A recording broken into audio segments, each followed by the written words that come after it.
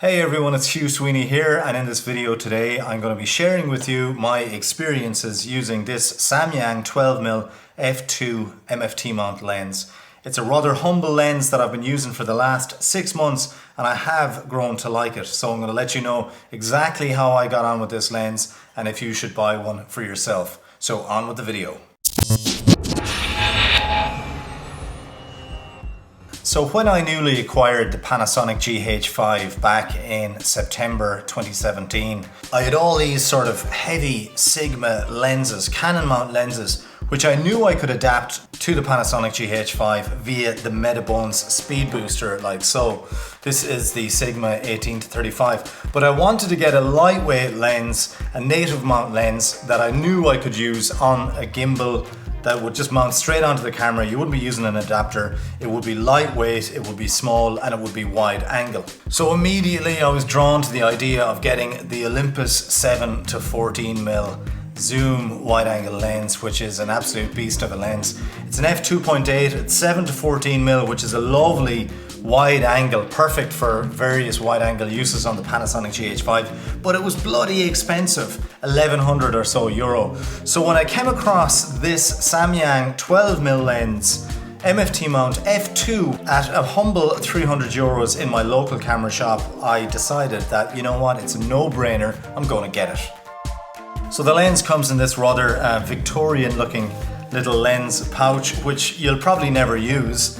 Taking out the lens, you've got this very bog standard lens hood, just a plastic lens hood, nothing special there, and a plastic lens cap as well, which is just the usual, to be honest.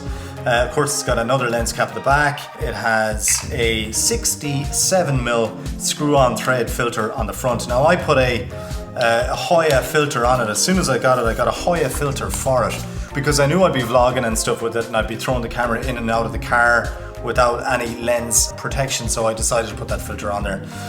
So the hood just clicks on nicely. Now the lens itself has I would describe decent build quality. I mean, it's only a fairly lightweight lens, it's about 250 grams, and the zoom ring takes up the majority of the body of the lens there, and it's very smooth. Now I will say that when I got this lens first, I was using it in the outdoors when it was quite cold last Christmas, and I did notice that the zoom was unusually stiff out in the cold. Now I realized it had to do with the temperature because when I brought it back inside, the zoom was just perfect as it is there now, but definitely it was kind of seizing up in the colder temperatures. I actually thought there was something wrong with it. So the back of the lens has this fairly dominant aluminium sort of bayonet fixing here, which occupies a substantial amount of the lens. It's got a red line going around it, which has a white dot to mark the focus on the lens. It's also got a manual aperture ring here, which goes from f2 right up to f22 over the space of about an inch. So you got to be fairly precise in your movements on that. Now it's incremented on the half stop as well, so you can stop it in between each stop like so. Now there is a Sony version, it's about 60 or 70 euros more, and it is completely de-clicked, and that probably would have been a better option for me, but this one was in the shop and I needed something fast, so I went for this one. The build quality is quite decent. It's not overly amazing like some of the expensive lenses that you might buy, like the Olympus and Sigma lenses and stuff like that, but the build quality is more than good enough for a small, lightweight, relatively wide angle like this, and I was rather happy with the build quality. Now the lens also comes in a silver version, and as far as I know it's available for most mount cameras from Sony to Fuji and Canon and the likes. This is an MFT mount for my GH5, but it's also available, as I said, in aps-c mounts. Now the first thing I noticed about the lens is how light it made my camera set up. Having used this Sigma for pretty much everything, taking that off and putting on this little guy, all of a sudden it made everything so light and extremely enticing to vlog with. You can just hold it out like that, the whole thing is very light, and it's a great little vlog setup. Now speaking of vlogging, I've used this a lot for vlogging lately. I've just come back from a camping trip there, 2 days out in Connemara, where I got a lot of nice footage, mostly with the drone and stuff. But I used this lens on the camera and I did not take the lens off at all. I didn't even bother bringing my Sigma 18-35. I just wanted something light. You've got the 4K if you do want to crop in. So yeah, it was just nice and light. It was on the seat of my car all the time. You can hold it out like that and your arms just don't get tired at all. It's great for vlogging. When using the Samyang 12mm F2 on the GH5 on a gimbal, I found myself wanting it to be a little bit wider. It's a 12mm with a 2x crop factor of the MFT sensor, so it's a little bit like a 24mm on a full frame. Why do we make that comparison? I do not know, but just that's the way we do it.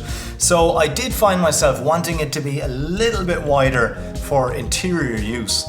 You know those shots where you're inside a building or inside a room and you just want to see a little bit more. But in a lot of cases, the 12mm was a lovely focal length. And with the F2 aperture as well, I found myself getting nice depth of field with it, and I used it in a lot of shots that would be sort of good cinematography shots, and balancing it on the gimbal was a breeze. Now I will say that with gimbal use, you don't have the ability to focus while on the fly.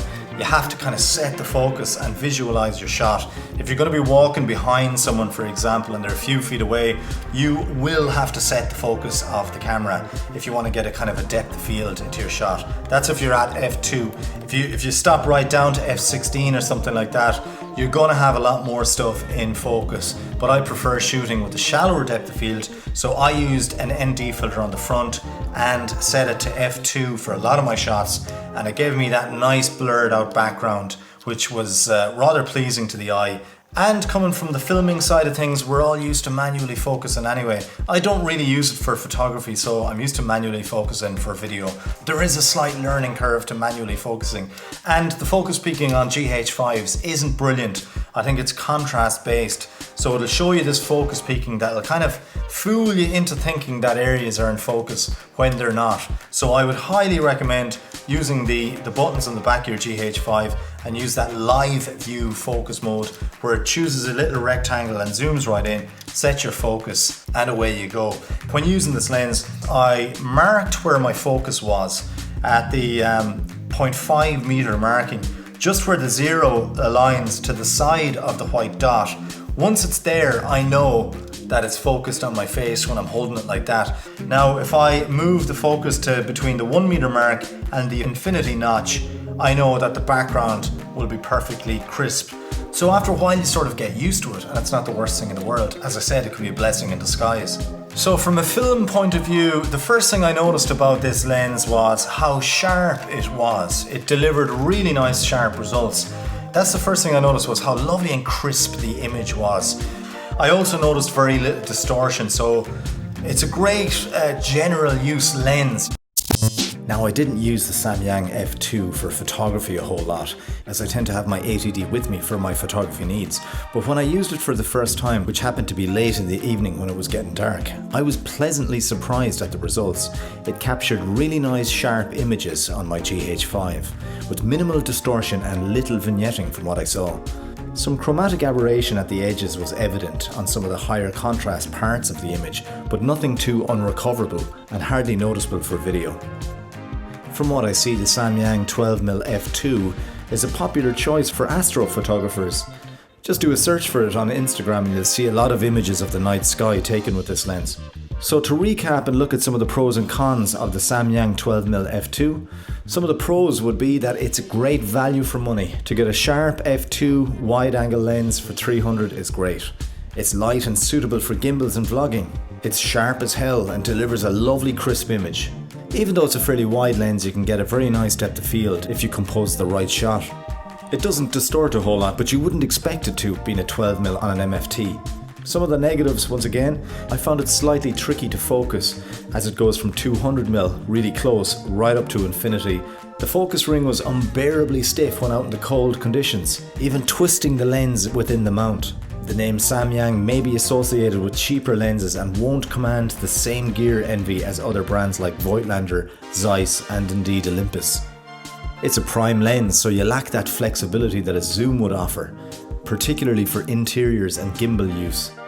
It did flare and ghost a lot, but I did use this lens without the hood and I used it with a filter on the front, so that may have exaggerated the flaring and ghosting on some of the images that I captured. So to wrap up, I'd recommend this lens, particularly if you're looking for something light, sharp, bright and affordable. Maybe check out the Cine version too if you're doing a lot of video. Thanks once again for watching the video, folks. Please consider subscribing if you like this type of content. It'll only take you a second and will mean a lot to me. I'd also appreciate it if you follow the links below to purchase this lens or any other gear for that matter. If you're on Facebook, do check out my Facebook page where you'll see lots of images and videos of my antics. I'm on Instagram too, so feel free to follow me there as well.